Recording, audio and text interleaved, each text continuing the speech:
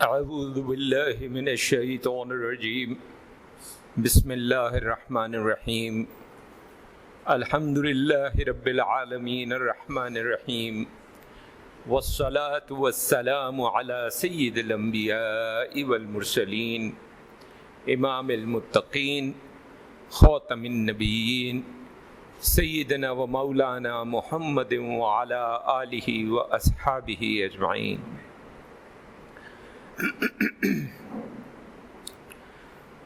روحانی سفر کی دو منزلوں پہ ہماری گفتگو پچھلی دو نشستوں میں ہو چکی ہے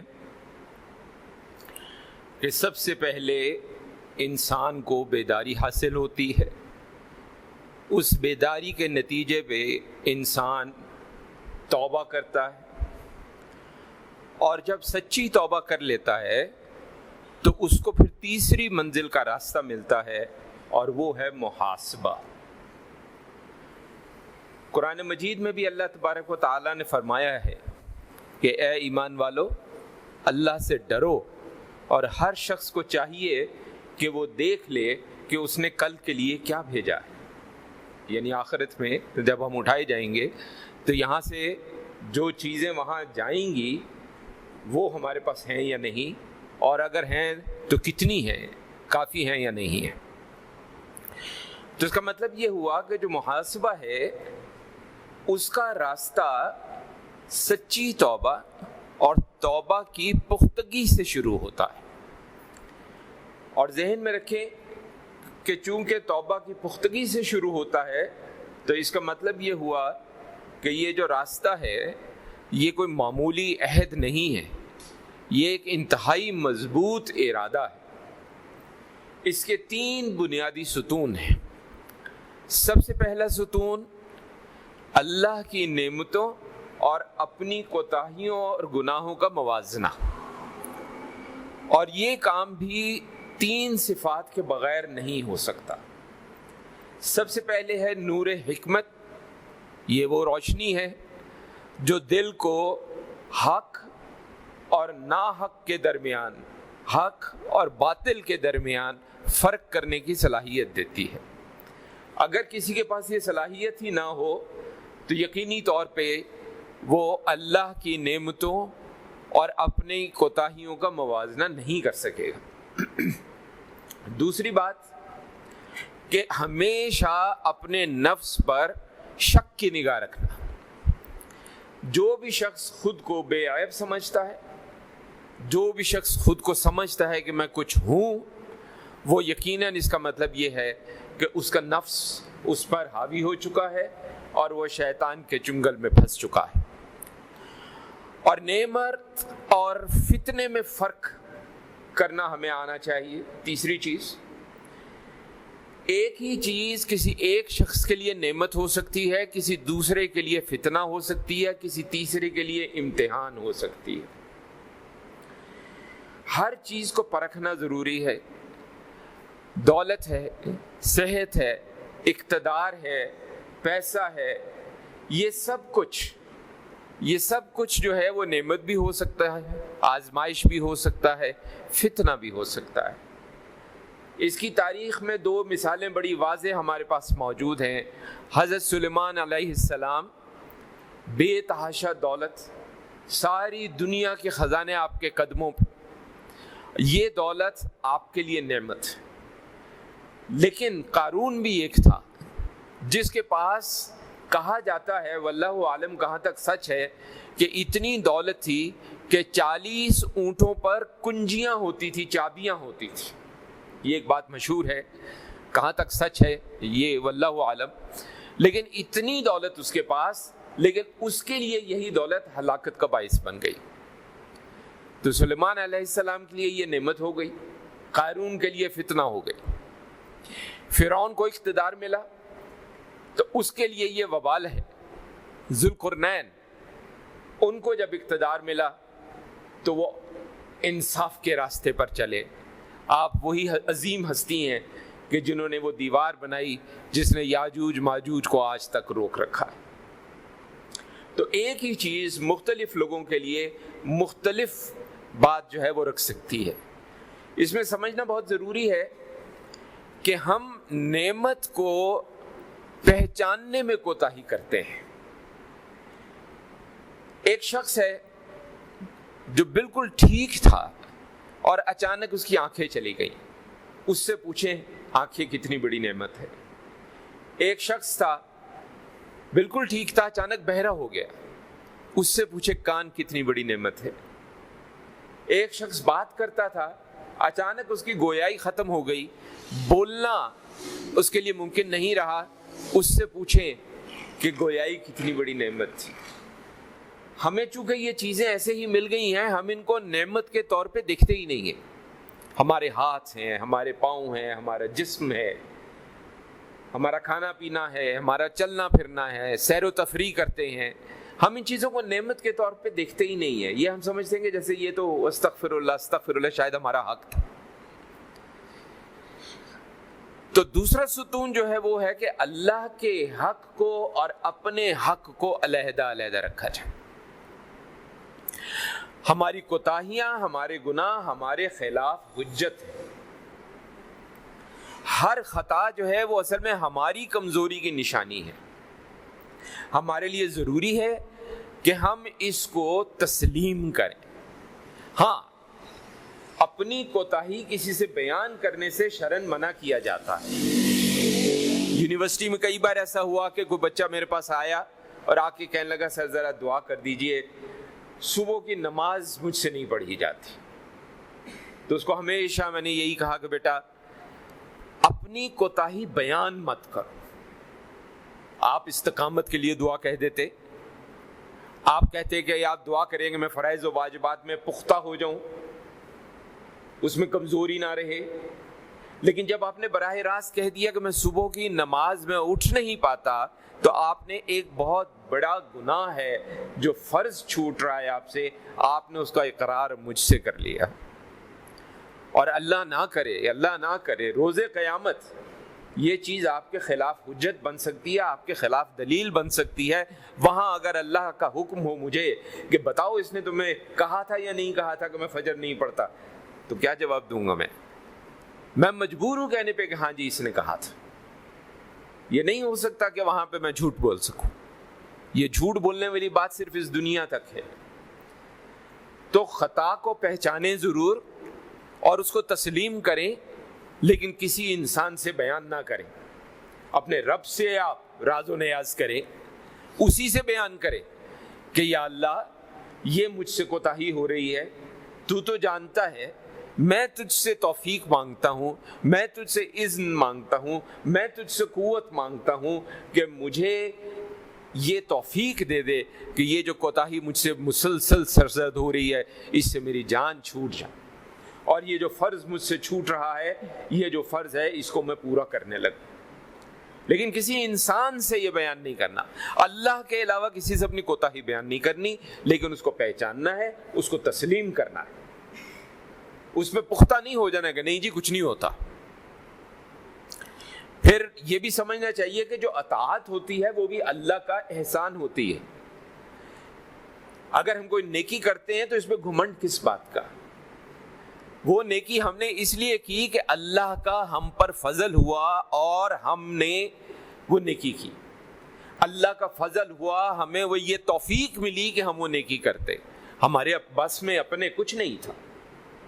اب ایسی جب بات کرتے ہیں تو اکثر لوگ تقدیر کو بیچ میں گھسا دیتے ہیں کہ اگر ہمارے بس میں نہیں ہے اور میں نے نیکی نہیں کی تو یہ تو میری تقدیر میں تھا. اس میں بڑی تفصیلی ہم پہلے گفتگو کر چکے ہیں کہ تقدیر کے جو معاملات ہیں اس کے اسباب ہماری ہی حرکتیں ہیں. تفصیل کا دوبارہ موقع نہیں ہے، پچھلی گفتگو آپ سن لیجئے اگر کسی کو دوبارہ سننا ہو تو، کہ جو بھی ہمارے ساتھ اچھا یا برا ہوتا ہے یہ عالم اسباب ہے، اس کا کوئی نہ کوئی سبب ضرور ہوتا ہے. اگر کچھ برا ہوا تو بھی اس کا کوئی سبب ہوگا، اگر کچھ اچھا ہوا تو اس کا بھی کوئی سبب ہوگا. اگر ہمیں فرائض و واجبات سے کوتاہی ہو رہی ہے اور توفیق نہیں مل رہی ہے تو ہمیں سوچنا چاہیے کہ ایسا کیا سبب ہے جس کی وجہ سے اللہ کی طرف سے ہمیں توفیق نہیں مل رہی ہے. اس لیے اطاعت جو ہے یہ اللہ کا احسان ہے. توفیق جو ہے یہ اللہ کا احسان ہے، ہمارا نیکی کرنا اللہ کا احسان ہے، اس میں ہمارا کوئی کمال نہیں ہے، بالکل کسی قسم کا کوئی کمال نہیں ہے۔ اور ذہن میں رکھیں کہ یہی ابھی تھوڑی دیر پہلے ہم نے بات کی ہے کہ تقدیر جو ہے وہ حجت ضرور ہے لیکن عذر نہیں ہے۔ تقدیر کو گناہ کا بہانہ نہیں ہم بنا سکتے۔ تقدیر میں جو چیزیں اگر گناہ ہم سے ہوتے ہیں تو اس کا سبب ہمارے ہی ہاتھ میں ہے۔ جو لوگ تقدیر کو عذر بنا لیتے ہیں وہ شدید گناہ کرتے ہیں۔ تقدیر حجت ضرور ہے لیکن وہ عذر نہیں ہے۔ یہ تین باتیں ان کا اگر ہم خیال رکھیں گے تو دوسرا ستون جو ہے محاسبے کا وہ مکمل ہو جائے گا اور ہم اللہ کے حق کو اور اپنے حق کو الگ الگ پہچاننے لگیں گے۔ اب تیسرا ستون جو ہے وہ ہے بصیرتیں۔ اللہ تعالیٰ نے ہمیں کیا کیا بصیرتیں دے رکھی ہیں۔ سب سے پہلے تو یہ ذہن میں رکھے کہ نیکی کر کے اس پہ راضی نہیں ہو جانا۔ ہم نے اگر ایک نیکی کی، ہم نے 50 بندوں کو کھانا کھلا دیا، ہم نے نیکی کی، کسی مسجد میں ہم نے اپنی حلال کمائی میں سے کچھ حصہ ڈال دیا، تو اس پہ راضی نہیں ہم نے ہو جانا کہ جیسے بہت بڑا ہم نے کام کر لیا ہے۔ اس پہ فخر محسوس نہیں ہونا چاہیے، اس پہ تسلی نہیں ہونی چاہیے، کیونکہ اگر ایسا ہوگا تو پھر راستہ ملے گا غرور کو اور راستہ ملے گا تکبر کو، اور یہ راستہ ہمیں جہنم تک لے جائے گا۔ ہماری کی ہوئی نیکی جو ہے وہ ہمارے منہ پہ دے ماری جائے گی روز قیامت۔ دوسری بات اس ستون کے لیے بہت ضروری یہ ہے کہ دوسروں کو کسی قسم کا عیب نہ لگایا جائے۔ کچھ دیکھ بھی لیا ہم نے، کچھ سن بھی لیا ہم نے، تو کچھ ضروری نہیں ہے کہ اس کو بیان کیا جائے، اس کا ڈھنڈورا پیٹا جائے۔ ہم پہلے بھی کہہ چکے ہیں کہ جس سچ کی ضرورت نہ ہو یا وہ سچ جو آدھا سچ ہو وہ بھی جھوٹ ہی میں شمار ہوگا۔ تو یہ بھی دوسری چیز ذہن میں رکھیں کہ نظام قدرت ہے کہ جب ہم دوسرے پہ عیب لگاتے ہیں یا دوسرے کی کوئی دیکھی بات جو ہے اس پہ سے پردہ اٹھاتے ہیں تو ہمارے عیب بھی ضرور کھلتے ہیں۔ صرف وقت کی بات ہے، آج اس کا کھلا، کل نہیں تو پرسوں، پرسوں نہیں تو ترسوں ہمارا بھی کھلے گا۔ تو دوسروں پر عیب نہ لگایا جائے، یہ عیب لوٹ کر واپس آتا ہے اور یہ شیطان کا طریقہ ہے۔ اور تیسرا اہم نقطہ اس تیسرے ستون کے لیے جو ہے وہ ہے وقت کی قدر کرنا، اور وہ کم از کم ہمارے معاشرے میں تو نہیں ہے۔ آپ کسی بھی قسم کا معاملہ لے لیں، آپ اپنی تقریبات لے لیں، کارڈ پہ لکھا ہوگا جناب 8 بجے آپ تشریف لے آئیں، 8 تو چھوڑیں 10 بجے بھی تشریف لے جائیں تو وہاں پہ بندہ نہ بندے کی ذات۔ وقت کی قدر کرنا ضروری ہے۔ ایک مسلمان جو اللہ کو مانتا ہے، اللہ کے نبی صلی اللہ علیہ وسلم کو مانتا ہے، وہ وقت کی نہ قدر کرے تو اس کا مطلب ہے کہ وہ شدید گناہ میں مبتلا ہے۔ جو وقت ہاتھ سے چھوٹ گیا وہ واپس نہیں آنے والا، جو وقت ضائع ہو گیا وہ ہمارے کسی کام کا نہیں ہے۔ اسی لیے کہا جاتا ہے کہ ہر وقت اپنی زبان کو اللہ کے ذکر سے تر رکھو۔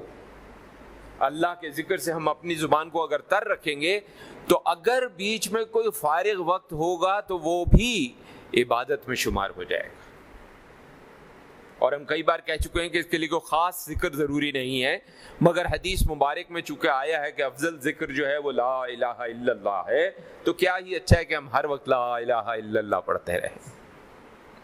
لیکن ایک چیز اور بھی خیال رکھیں، زبان سے تو لا الہ الا اللہ جاری ہو اور ہاتھ سے ہم حرام کر رہے ہوں، آنکھ سے ہم حرام کر رہے ہوں، کان سے ہم حرام کر رہے ہوں، زبان سے ہم دوسروں کو تکلیف دے رہے ہوں، بد زبانی کریں، بد کلامی کریں، گالم گلوچ کریں، تو اتنا آپ سوچ لیں کہ شاید وہ جو ذکر کیا ہے وہ ان میں سے کچھ کوتاہیوں کو صاف کرنے کے کام آ جائے، لیکن یہ ضروری نہیں ہے کہ تمام کوتاہیاں صاف ہو جائیں۔ یہ نہ ہو کہ مسلسل ذکر کرنے کے باوجود ہمارا ٹھکانہ جہنم کا کوئی گڑھا ہو، چاہے وہ ہلکے ترین درجے کا ہی کیوں نہ ہو۔ ہلکے ترین درجے کا گڑھا جو ہے وہ بھی ہم سے برداشت نہیں ہوگا۔ ایک ہلکی سی آگ کا شعلہ، اس پہ ہاتھ 1 منٹ رکھا نہیں جاتا، اور اگر ہم یہ اکثر لوگ کہتے ہیں جی تو جہنم میں جائیں گے جی، کچھ عرصے کے لیے جائیں گے تو پھر تو جنت میں چلے ہی جانا ہے. تو بھائی جان وہ جو کچھ دیر ہے وہ کچھ دیر کتنی ہے، اور وہ کچھ دیر جہنم کی آگ کیسی ہے، اور اس کو کتنا آپ برداشت کر سکیں گے؟ اور ہم جانتے ہیں کہ جہنم کی آگ میں کیا ہونا ہے، کیونکہ آگ جو ہے وہ جسم کو جھلسا دیتی ہے، آپ کے اوپر سے جلد کو ختم کر دیتی ہے، اور اصل تکلیف جو ہے وہ گوشت نہیں اٹھاتا، وہ تکلیف جلد اٹھاتی ہے. اور جیسے ہی وہ جلد ختم ہوگی جلد دوبارہ چڑھا دی جائے گی، پھر جلد ختم ہوگی پھر جلد دوبارہ چڑھا دی جائے گی، پھر جلد ختم ہوگی پھر جلد دوبارہ چڑھا دی جائے گی. جہنم کی ہلکی ترین آگ بھی ہماری برداشت نہیں ہے اس کی. اس قسم کی باتیں ذہن سے دل سے نکال دیں. اللہ سے ہر وقت خیر مانگے، اس دنیا میں بھی خیر مانگے، آخرت میں بھی خیر مانگے. صرف خیر نہیں کہنا ہم نے اللہ سے یہی کہنا ہے کہ یا اللہ یہاں بھی مغفرت دے دے، آخرت میں بھی مغفرت دے دے، یہاں بھی خیر دے دے، آخرت میں بھی خیر دے دے. اسی لیے وہ دعا دیکھے نا، ربنا آتنا فی الدنیا حسنۃ وفی الآخرۃ حسنۃ وقنا عذاب النار. یہاں بھی ہمیں ہنسنا چاہیے اور وہاں بھی ہمیں ہنسنا چاہیے. نامکمل دعا کبھی نہ مانگا کریں. یہاں بھی خیر مانگے، وہاں بھی خیر مانگے، اور وقت کی قدر کریں. اور ہمارے دوست بڑی اچھی طرح جانتے ہیں، بہت دفعہ ایسا ہو چکا ہے کہ کئی تقریبات کے اندر، ایک تو ہوتا نا کہ کہیں جب مجبوری تھی کہیں جانا تھا، لیکن کھلا وقت ہمارے پاس موجود تھا. آپ نے کہا 2 بجے آ جائیں، ہم 2 بجے آ گئے، 2:15 بجے ہم اٹھے، ہم نے گاڑی سٹارٹ کی، ہم گھر واپس چلے گئے. کس وجہ سے؟ آپ نے 2 بجے کا کہا تھا، ہم تو 2 بجے آ گئے. آپ اگر 4 بجے تک تیار نہیں ہیں تو کیا ہم 4 بجے تک وہاں بیٹھے رہیں؟ اس سے بہتر کام کیے جا سکتے ہیں. تو وقت کی قدر کرنا بہت ضروری ہے.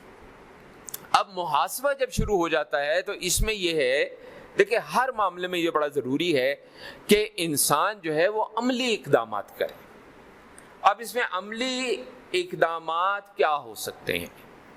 کسی عمل کو کرنے سے پہلے اپنی نیت کو پرکھنا ضروری ہے کہ میری نیت جو ہے وہ درست ہے، میری نیت دنیا کی ہے، میری نیت جو ہے وہ ریاکاری کی ہے، اس کے اندر میری نیت درست ہے. آخرت اور دنیا دونوں طلب کریں. ہم مسلمان یہ نہیں کہتے کہ دنیا بے شک جیسی مرضی ہو آخرت ہی دے دے، ہم کہتے ہیں یا اللہ ہمیں دونوں دے، دنیا بھی اچھی دے، آخرت بھی اچھی دے. تو پہلے کوئی کام کرنے سے پہلے، عمل کرنے سے پہلے اپنی نیت کو پرکھنا بہت ضروری ہے.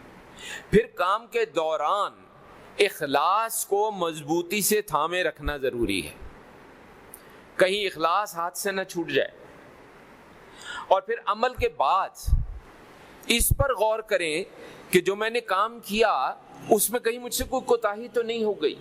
اگر مجھ سے کوئی کوتاہی ہو گئی ہے تو ایسا نہ ہو کہ میرا عمل رد ہو جائے اللہ کی طرف سے. یہ تو وہ ہے جو کہ کام کرنے سے پہلے، کام کے دوران اور کام کے بعد کرنا ہے. لیکن پھر ایک روزانہ کا جائزہ بھی ہے. ہر روز شام کو، رات کو، کسی وقت ایک عادت بنا لیں کہ بیٹھ جائیں اور اپنے سارے دن کا حساب کریں. اور وہ حساب کریں، دیکھیں کہ کہیں کہیں کوتاہی ہوئی ہے. اگر کوتاہی ہوئی ہے تو کیسی کوتاہی ہوئی ہے؟ کیا اس کوتاہی سے بچا جا سکتا تھا یا بچا نہیں جا سکتا تھا؟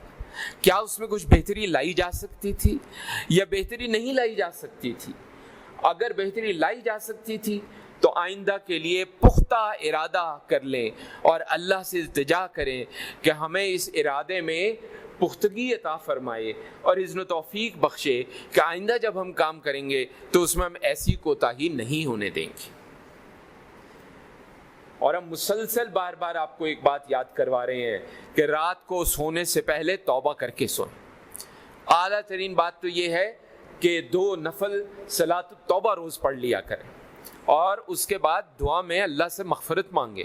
اللہ سے جو دنیا میں ہماری کوتاہیاں ہیں ان کی بھی مغفرت مانگے اور اللہ سے کہیں کہ یا اللہ ہمیں آخرت میں بھی معاف فرما دے. اور اگر کوئی اس میں حقوق العباد کا معاملہ ہے اور اس کو ہم سنبھال سکتے ہیں تو اگلے دن ارادہ کریں کہ ہم جائیں گے اور سنبھالیں گے. اور کسی وجہ سے اگر نہیں سنبھال سکتے کہ اسے بہت بڑا فتنہ پیدا ہونے کا خطرہ ہے، تو پھر اللہ سے گڑ گڑا کے دعا مانگے اس شخص کے حق میں اور اپنے لیے مغفرت، اور اللہ سے توفیق مانگے کہ یا اللہ آگے ہمیں اذن و توفیق ملے کہ ہم سے دوبارہ ایسی کوئی کوتاہی جو ہے وہ سرزد نہ ہو۔ یہ محاسبہ جب تک نہیں ہوگا تب تک نفس کا تزکیہ نہیں ہوگا۔ یہ محاسبہ صرف اگر آپ کرتے رہے تو روز کی بنیاد پر آپ اللہ کے قریب سے قریب تر اور قریب تر سے قریب ترین ہوتے چلے جائیں گے۔ آخرت کی آپ کی تیاری ہوتی چلی جائے گی۔ اپنا حساب خود کرنا ضروری ہے۔ اس پہ ایک حدیث مبارکہ بھی ہے جس کا مفہوم کچھ یوں ہے کہ دانا وہ شخص ہے، دانا کا لفظ بڑا اہم لفظ ہے، یہ خالی عقل مند یا سیانہ نہیں کہا، دانا وہ لفظ یہ استعمال کیا۔ دانا بہت زیادہ سمجھدار، بہت زیادہ عقل مند شخص کو کہتے ہیں۔ دانا وہ ہے جو اپنا حساب خود کرے اور موت کے بعد کے لیے بھی عمل کرے، کیونکہ اس دنیا میں تو جو کچھ ہے سب کچھ یہیں چلا جانا، یہیں رہ جانا، ساتھ جو جانا ہے وہ ہماری نیتیں، ہمارے اخلاص، ہمارے اعمال، یہ چیزیں ہیں جنہوں نے ساتھ جانا ہے۔ دنیا بھی کمائیں لیکن آخرت کا انتظام بھی کریں، اور ساتھ ساتھ کریں اور اخلاص کے ساتھ کریں۔ اور وہ بہت آسان ہے کہ دنیا کے کاموں میں خلوص لے آئیں، آخرت آپ کی خود بخود سنورتی چلی جائے گی انشاءاللہ۔ اللہ تعالی ہمیں اذن و توفیق بخشے کہ ہم اللہ اور اللہ کے رسول صلی اللہ علیہ وسلم کے احکامات پر اپنی زندگی سنوارنے کی کوشش کریں، آمین۔ وصلی اللہ علی خیر خلقہ سیدنا و مولانا محمد وعلی آلہ و اصحابہ اجمعین برحمتک یا ارحم الراحمین۔